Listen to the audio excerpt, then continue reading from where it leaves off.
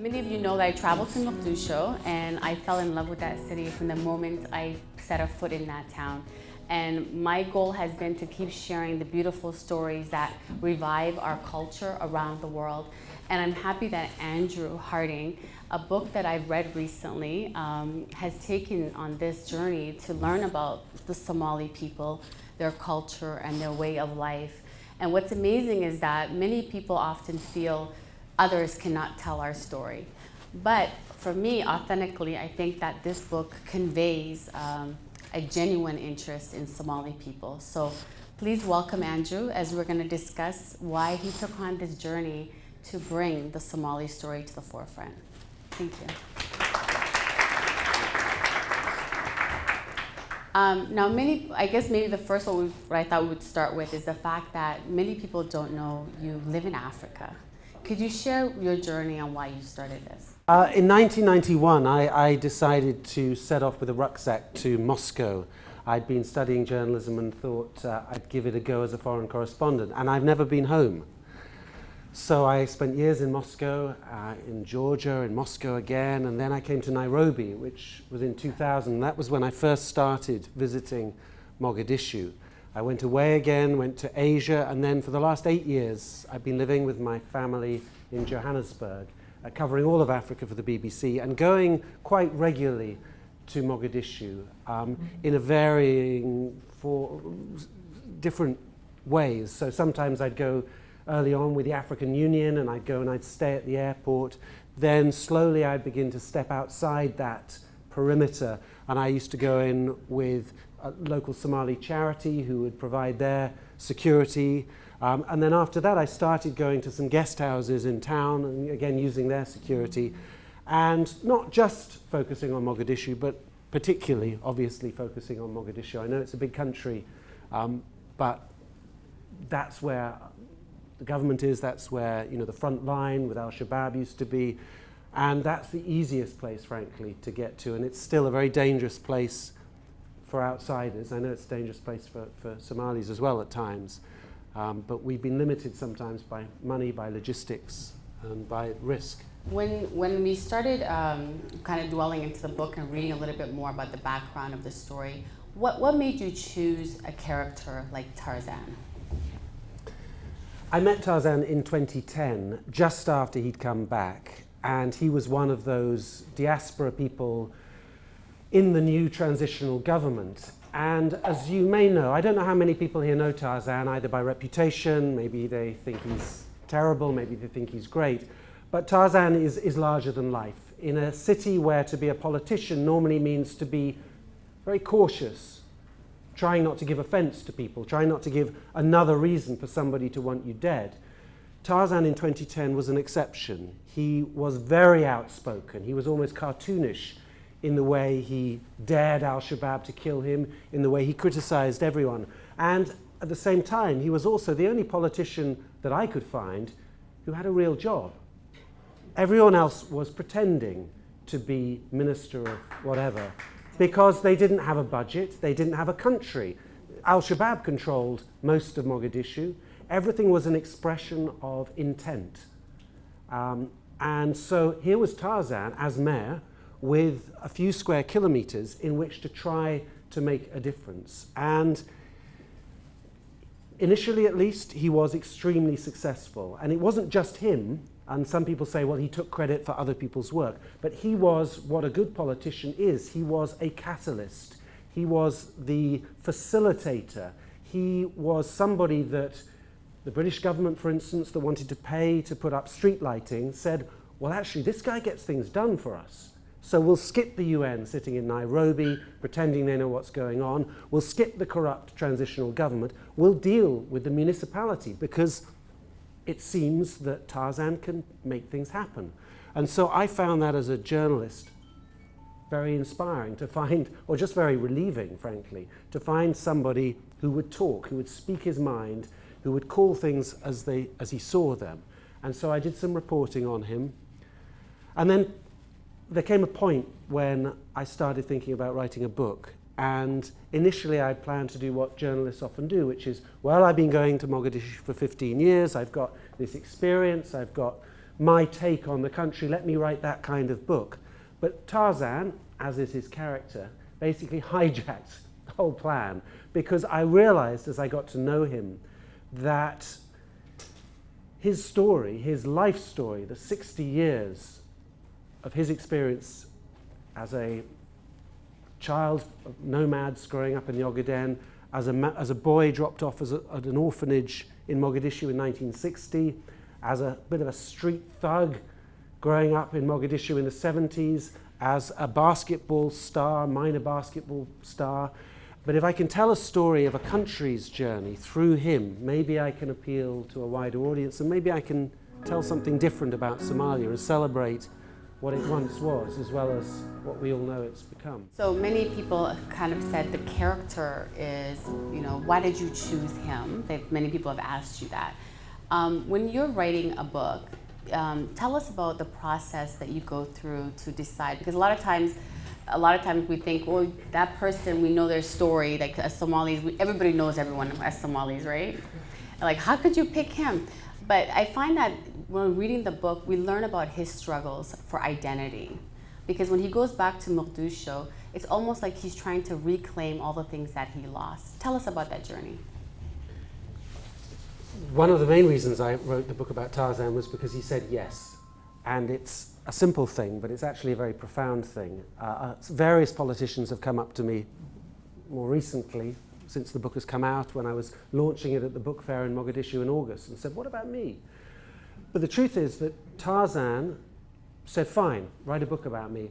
And he has this catchphrase almost, write what you like, say what you like. I am the Tarzan and I have no fear. And that was in some ways a barrier, because it's almost a caricature, and I wanted to get beneath the surface. But at the same time, it was a very brave thing to do. And as much as people like to criticize Tarzan, you cannot doubt his courage in going back in 2010, along with others who risked their lives, and also in opening himself, his family, to someone like me nosing about. And I said, I'll find dirt on you and I'll write about it. And he said, write what you like. He never asked for money, he never offered money, he never suggested that he could have any control over what I wrote. In fact, he hasn't even read the full book, I think.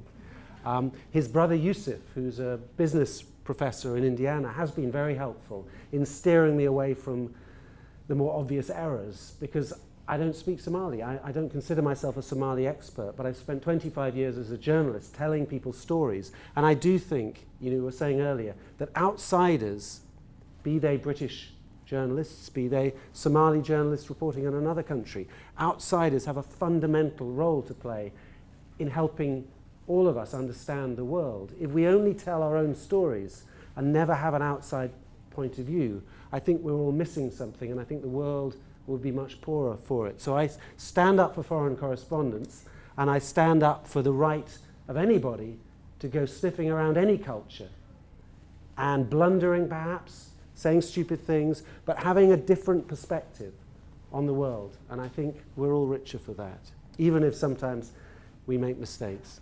As a diaspora myself, I didn't grow up in Somalia, so I found the book very interesting, the way you went through the history of the country. Did you learn a lot of Somali poems? Because it seems like you translated a lot of different poems and you've kind of went into the language in depth. Tell us about that.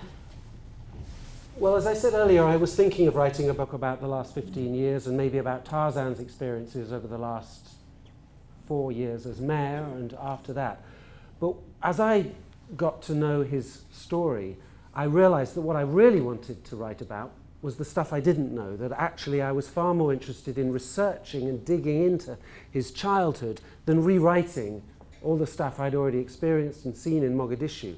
And also, the more I talked to him, to his friends from the orphanage, to others in the diaspora of his generation, the more I became carried away by this almost a responsibility to celebrate and to capture that nostalgia that people of his generation and older feel for this country and this city. I mean, I was thinking today with that awful attack just outside the port in Mogadishu, just across the road, via Londra, that's where the orphanage was, this Italian-built orphanage, and the memories of Tarzan jumping over the wall to go into town, to go and scrap, because wherever the orphans walked around town, Tarzan had no money to buy other clothes, so he and his friends would be in their uniform, and they would walk around town, and everybody, the whole town, it seemed, would open their doors and shout, "Bastards!" Because if you were an orphan, you were considered a bastard. And so Tarzan and his friends became a clan, if you like.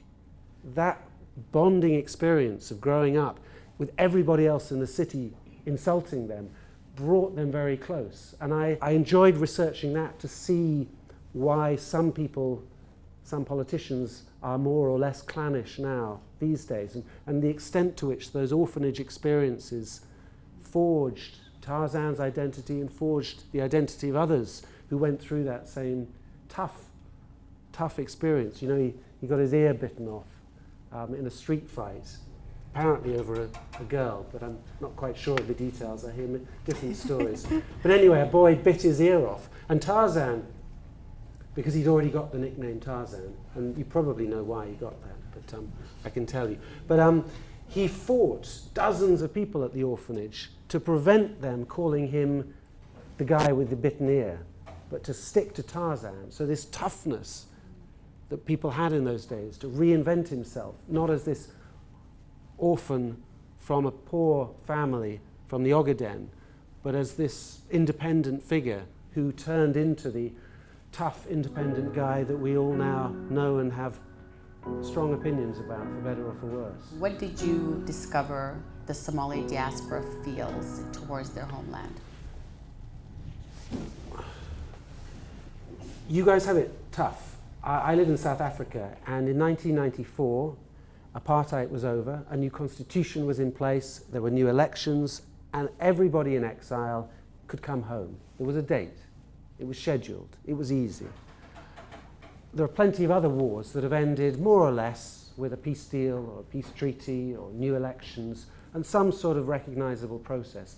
But you guys don't have that. You have this, 10, 15 years now of come on home, it's getting better. And you have this, what I see and what I understand from talking to people in the diaspora, this desperate desire to go back and contribute, to use what you've learned abroad to help. But with that, and I've seen it in the trauma and the frustration and the disillusionment of diaspora who've gone back to Mogadishu, you have this battle, these many battles. One is there is no final turning point. It's still a very dangerous country. And it's very expensive to go back there, and it's very risky, and it's very traumatic for a lot of people who go back thinking in the early days that it's all going to be wonderful, and then discover to their cost that actually it's not that safe, and it's very difficult, and that actually the politics, the clannish politics, the corruption are overwhelming, and we've seen that with the election at the moment. So there's that, and there is also, as you know far better than me, this division, increasing division it seems to me, between the diaspora and those who stayed. The fact that all the diaspora I met at the books fair were going, in August, were going, I thought I would blend in. I've got no accent. I was careful to wear local clothes, but everyone just says, where are you from? No, really, where are you from? And they go, how can you tell? And they go, we can tell. And there is that frustration, that cynicism amongst those who stayed about the motives of those who've gone back. And that applies to Tarzan, it applies to almost everyone. That the politicians have just come back for a year or two to milk the cow, to find a pot of gold at the end of the rainbow, and then to leave. And as with so many things in Somalia, those allegations, those accusations have plenty of truth to them. But there is also, and we talk about post-truth in America and in particularly in America at the moment, but Somalia is the ultimate post-truth society, and I battled that when I was trying to research Tarzan. Is he really as corrupt as some people say? Or is he, as many people have told me, who were in a position to know, well, everyone steals a bit, but he seems to steal less? Or is he actually a shining knight in white armor who's touched nothing? And how do you get to the bottom of that when there are no really credible institutions, no courts that people know will get to the bottom of these things, and very few journalists who aren't in danger of their lives, who aren't being killed and bribed and threatened to tell one version of the truth. So I have sympathy for Tarzan when he's fighting his case, and I have sympathy and respect for his courage in not disappearing back to North London when he got kicked out. And I saw what a toll it took on him and on others. Once you're out of the bubble of office, of power, you're cut off, you suddenly don't have security, and it becomes very difficult to keep yourself alive, to maintain an unpredictable schedule, to live with the stress of knowing you've got a great big target on your back. So I feel great respect and great sympathy for what the diaspora in re-engaging with Mogadishu have to go through, and the hurdles and the struggles. In terms of the diaspora experience, what I noticed in the book that you wrote about was the fact that Tarzan couldn't remember many details of his life, but kind of made up some stories a little bit. So tell us about that process. Well, if you skip the introduction to my book, the first chapter starts, it all begins, I suppose, with a lie. And if you know Tarzan, you'll know what that lie is. And in fact, we talked about it on CBC Radio, which is going out later this week on the Current, with Tarzan and with his brother Yusuf. We did an interview with all three of us, and the interviewer said, "So, Tarzan, where were you really born?" And there was a long silence. And the fact is that, of course, Tarzan, as a politician, with an outside accent, not with a Mogadishu accent, told a lie. He said, "I was born in the San Martino hospital, room 18. I was delivered by Italian nuns. My mother came in from the countryside," and so on. And he's open in a way that I find somehow endearing now. When I asked him about this lie, he said, I needed a truth. People were saying I'm not from Mogadishu, and I am. I've been there since the age of 5. I am more Mogadishan than anybody. And that's his character. That's the sort of toughness. But of course, the truth is that he was born, along with his brothers, under a tree somewhere near the town of Mustahil, in the family's traditional grazing grounds inside what is Ethiopia. So he tells a fib, but he's also man enough to admit it without flinching. And I enjoyed that as an insight into his character and into the sort of politician he is, for better or worse. Almost like people have their own truth. Now we kind of wrap up this discussion about the book, but I wanted to see if you can touch on, from your experience, what have you contributed to the Somali narrative with this book? This isn't really a book aimed at you guys. I was very conscious of not wanting to get things wrong and offend Somalis, but I wanted above all to write a book that would be available or accessible to anybody.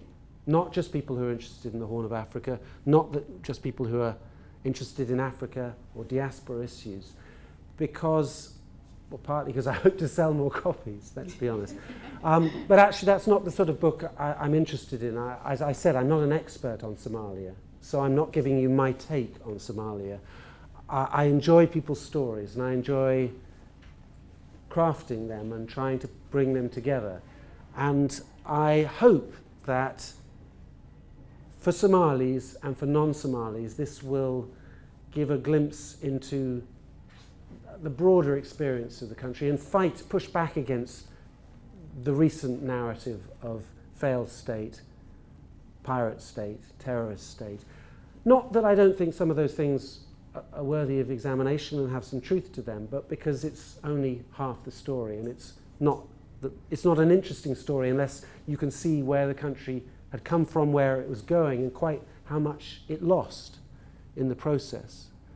So I hope it offers people broader insights. And in a way, I suppose, I hope for people now in America, fueled by xenophobia from the top, it helps explain who these people with headscarves and strange accents in their communities are, and where they've come from, and what it's like to be a diaspora in somewhere like America or Canada, and what it's like as well looking into the future for countries like Syria, because of course you've been through it all. So in telling Somalia's journey, in a way I'm hopefully offering a glimpse into the future of Syria and Yemen and all these other countries who are now starting to send their diaspora over here. And so I hope I can help contribute to that discussion in some admittedly tiny way, no doubt. And final question, as an outsider, could you share with us some interesting things that you learned about Somali people? Well, thanks for not asking the question I kept getting at the book fair in Mogadishu, which was, what is your favourite thing? Tell us how amazing Somalia is. And I kept going, the trouble is, I normally come here with a flak jacket running around front lines, so I don't always see the best of your country. And much as I'd love to flatter you about your food and about how you're the most hospitable people in the world, I get that question in every country I go to, and normally they're countries in war-torn situations.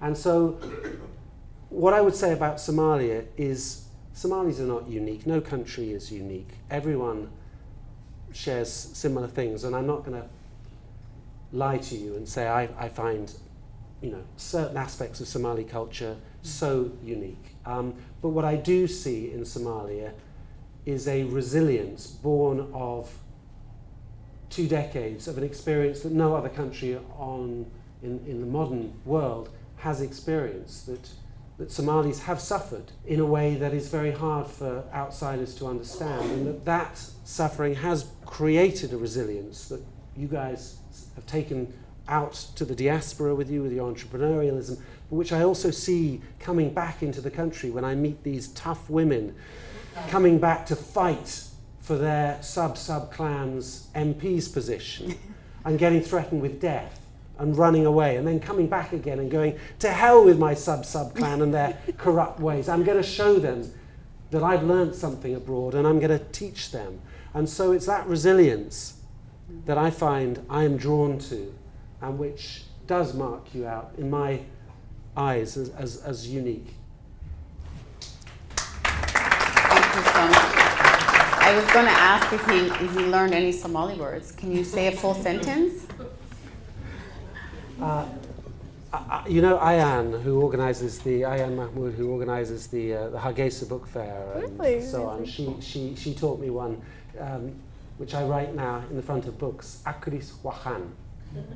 Enjoy writing? Enjoy reading? I enjoy. But no, to my shame, I am not a linguist. I do speak another couple of languages, but not Somali. Mea culpa. Thank you so much.